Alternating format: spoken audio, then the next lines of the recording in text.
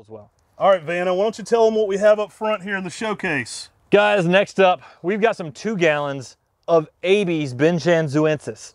This is one of the rarest conifers in the world. This plant is amazing. It's a rare fir, and you don't see these often available in the nursery trade.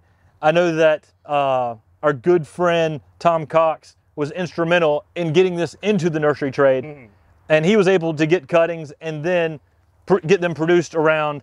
And we're super excited to be able to be offering Abies beshanzuensis, the Baishan fir, for one of the very first times by mail order. Guys, this is a cool plant.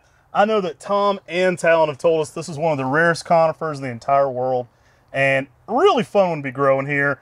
However you say this great plant, it's one you should be adding to your garden, if nothing else for that really special novelty of that it's one of the rarest conifers on the planet, and it's super interesting too. I love the elongated needle look it has. It almost gives you palm vibes, or almost like hemlock vibes, the way it looks on an Abies.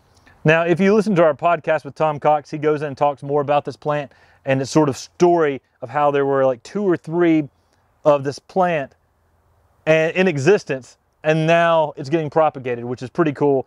And it's awesome to actually make this tree available, even though it is one of the rarest conifers in the world. And I'm going to jump on a soapbox for a second. I love that we got Tom on there. Our good friend Tom has passed now, but we have that treasure of that podcast with him, and he's such a wealth of knowledge. That's the kind of things we love to document, and it just wouldn't be the same if I didn't have Tom in it when I got to go see his garden. So if you haven't already, definitely check out that Tom Cox podcast. Leave a nice comment for Tom in the section below there. You know, God rest his soul, an amazing man, and I learned a lot about plants from him. Maybe not how to say this one though.